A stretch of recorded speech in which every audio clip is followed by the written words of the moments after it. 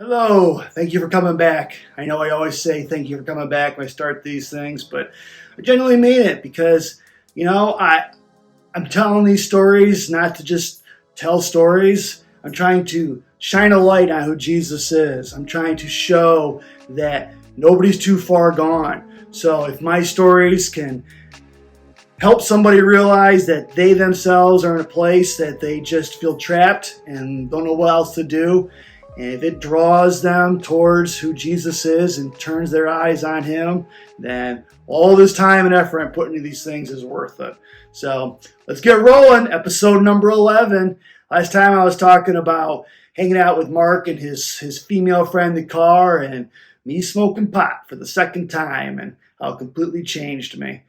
But, it's no surprise really because the rapidly weakening restraints of my life, they're about to break free. It was only a matter of time. I truly had grown weary of trying to serve two masters. That's a tough ask.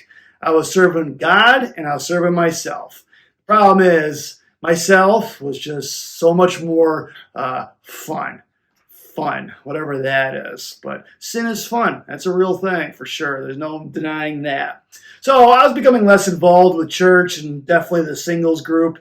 And I was spending so much more time with Jake and Mark. So, it's just depressing to me that I was leaving my friends. I had three very close friends. It was a guy and two girls at that singles group. And I loved them dearly. I was hanging out with them pretty much exclusively. But now it's Jake and Mark all the time. I just was pulling away from my church friends. I think they could probably see that I was falling away, and I'm sure they felt powerless to help me because that singles group, they were there for me when I first moved to Denver. They were there to help get me established and get me going, and they mean a lot to me. But I had to pull away. I had to. It was necessary. I had a dark and very destructive path that I needed to walk down. And it's quite possible God was protecting my friends from me, which is kind of sad to say. But as I said, that group, they will always hold a specific place in my heart. I remember them fondly, and I will always be thankful and grateful for them. However, pot, weed, ganja, Mary Jane, the devil's vegetable, whatever name most commonly ascribed to marijuana. Now I knew it as only one irrefutable fact in my life: freedom. At no other time in my life, up until that moment of the second time smoking, did I ever experience total and absolute freedom from the swirling insanity that incessantly plagued my mind. Now, hear me, okay? I may have finally discovered the cure to the raging inside my head, but ironically, it brought a different kind of agony and pain. It brought overpowering conviction to my heart. Not so much conviction because of the pot itself, that's a whole other discussion, but more because of the immoral lifestyle I was living. Later down the road, I would completely and totally, fully give myself to living a kind of like rock star lifestyle. So, but for now, I was still just kind of flirting with the fringes of total depravity. I was right there. Interesting when I look back, I vividly remember the war that was just inside me. And as I walked further and further down the path of destruction, the pain of an accusing conscience is so intense. But for me, instead of just repenting, which I did do a couple times, but mostly just out of desperation to stop the agony in my brain, I would just smoke more pot, silence the Holy Spirit the best way I knew how to. It's funny, not really, but it's kind of ridiculous. I traded the crazy voices of my brain now for a holy voice, for the voice of God constantly convicting me. But eventually the Holy Spirit just stopped pestering me, stopped convicting me, and just let me go.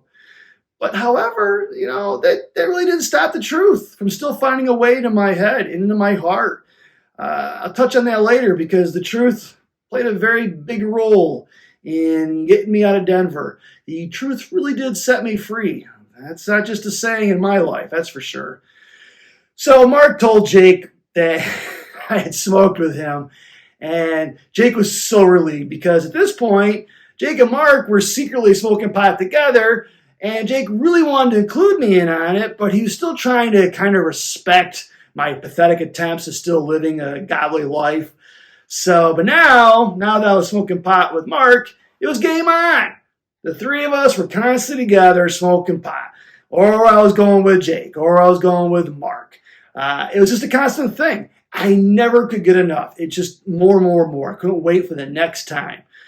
We'd still hang out at our favorite restaurant bar, which I think was like Uno's or Ruby Tuesdays or one of those kind of things. But like I said, I wasn't really interested in the drinking. I was only interested in going out to whichever car we drove in together and smoking more pot with them. I kept up the drinking just to get to the weed. We got so brazen as we were doing this that when it got too cold and we just didn't feel like going out to a cold car, we'd sneak off into the bathroom and smoke pot in there. I don't know why we thought the hand dryer would mask the smell of pot. It's not an exhaust fan, it's just blowing in more and more around in the bathroom. I really don't know how we never got caught because this is still 1998. All right, pot was not legal yet. I can't even imagine what it's like in Denver now, but at that point we could have easily got busted. So I was not buying pot on my own. I was just too afraid. I was too afraid of getting caught or getting busted by some undercover narcotics officer or something. So I was always dependent on Jake and Mark to supply me. Now I'd go in on the buying part. I was not a mooch, but they always would buy it. They would always go pick it up. So I want to stop, pull this back a little bit, pause, and say I know that I'm talking a lot about pot. It seems like I'm over sensationalizing this, but I promise that's not what I'm trying to do. I am trying to establish that pot was not addictive physically for me. It was otherworldly addictive mentally for me. As I discovered the effects it had on my badly damaged brain, I couldn't believe it. For the first time ever, it was complete relief. I never wanted to go back to that feeling again. For the first time ever, I wasn't constantly being bombarded with suicidal thoughts and just self-loathing and hatred. I couldn't deal with it. I hated it. I never wanted that back again. Further down the road, I will be introduced to absolutely every single drug that was hip and popular in Denver at that time. But none of those horrible, disgusting things, they never held the court of my mind like pot did. Pot was king. So, all right, enough. Let's get back to exposition here. So I'm at Hollywood Video, still working, and I was beginning to get some of my own regulars, and it was like kind of like the whole neighborhood video store vibe. Come in, I make suggestions, they tell me how good the movie was or not. It was fun. I loved it. There's one guy that I got to really know because he was super cool. His kids were cool. His wife was cool. He had this really cool job. I always looked forward to when he came in. One day he suggested that maybe I should think about working at the company he works for because I would make way more money than I am at Hollywood Video. And I'm thinking, okay. He goes, do you want me to get you an interview? I'm like, more money? Yeah, please. I mean, sure, I loved working at Hollywood Video.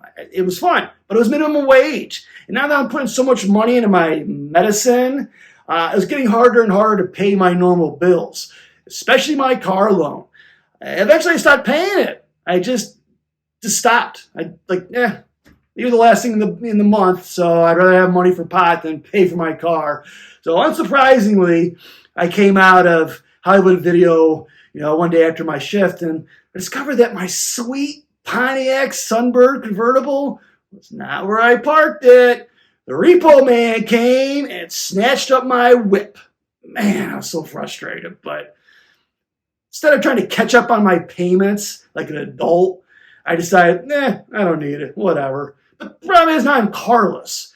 So I'm still occasionally hanging out with one of the girls of the inner three circle from the singles group I was hanging out with. I'm still hanging out with her. She had just bought a new car, and she didn't need her Chrysler K car anymore. I think her parents bought it for her when she was in high school, so it was paid off. So she sold it to me for $1. The whole legal transaction thing, $1. So I go from driving this fun 5-speed convertible to driving grandma's K car. It was pathetic, but oh well, at least I had wheels, right? Also, another major event that happened to me at this time was the 4 guys I was living with. We all decided it was time that we disband and just go our separate ways. One of the guys was moving out of state, another one was getting married, and truthfully, I really think we were all just sick of living together anyway. We all just needed a change of scenery. So we didn't re-up the lease, so we had a couple months. We all needed to get up on out. So I'm about to be, homeless. So I began finding where I got to go. I tried convincing one of the other guys from the singles group, not one of my inner 3, to get an apartment with me. He wanted to get out of his parents. He wanted to do something adult. And he did. He considered it for a little bit, but he wisely backed out because my lifestyle was pure poison to him. He was trying to truly live a godly life, and he didn't want nothing to do with me. A really smart kid. I have zero bad feelings for him. In fact, I actually admire his maturity. He was 2 years younger than me and way more mature than I was. And I have another really good story that I want to tell about him later on, but that's down the road a piece. So here we are, though. Again, I'm about to be without a home. And this would not be the last time that God had to come to my rescue and prevent me from being homeless. I may have abandoned him, but he never abandoned me, not during my time. He's never going to abandon me. He definitely didn't abandon me in my time in Denver. So I did go for that job interview with that guy from Hollywood Video, and they hired me on the spot. He wasn't joking. Absolutely not. The kind of money I was making there was outrageous. I was being paid on this piece rate pay structure, which that appealed to me. I hate being on the clock. That time clock to me, that represents an evil taskmaster with a whip who's just, you only can make this amount in this hour, that's it. Being able to make as much as you can in an hour, that's amazing to me. My sports and military background, that speaks to me. I love challenging myself. I rarely do I ever give up. I am always driven to just run it back once more. I made this much this hour. Can I make more the next hour? I loved it. I was averaging $20 to $30 an hour at this job. And this is 1998, $20 to $30 an hour. I'm not trying to sound arrogant. I'm trying to establish that I had this unbelievable setup, this incredible situation, but the way I was at that point, it was a matter of time before I would destroy that too. I always shoot myself in the foot. I was one of the top 3 earners in this company. The bosses they respected me.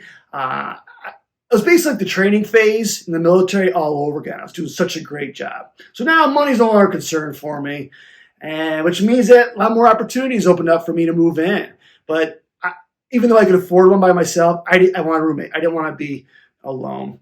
As I was putting together the story, I was trying to think back. I don't remember what separated Jake, Mark, and I, but somehow Mark he went away. The best I can remember is that he just kind of fell off the deep end. His own mental anguish was definitely starting to take its toll on him.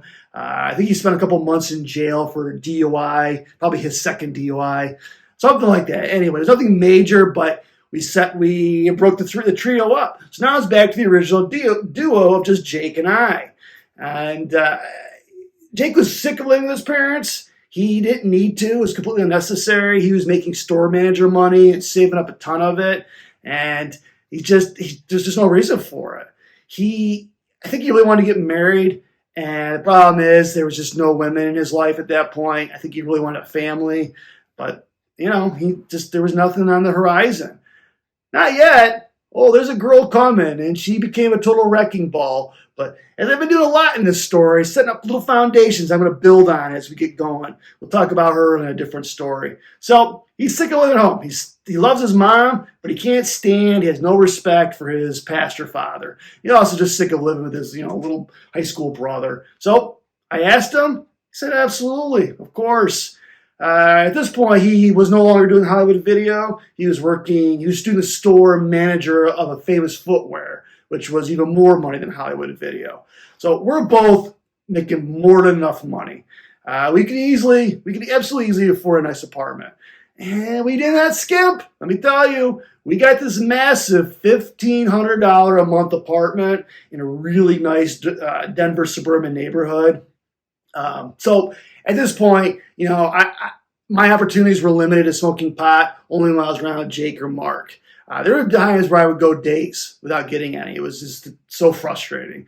The four guys I was living with at that time still, they knew I was smoking. They didn't care. They just said, don't ever let us catch you smoking in the house or you're gone. No questions asked. You get one shot at this. So it's a good boy. I obeyed.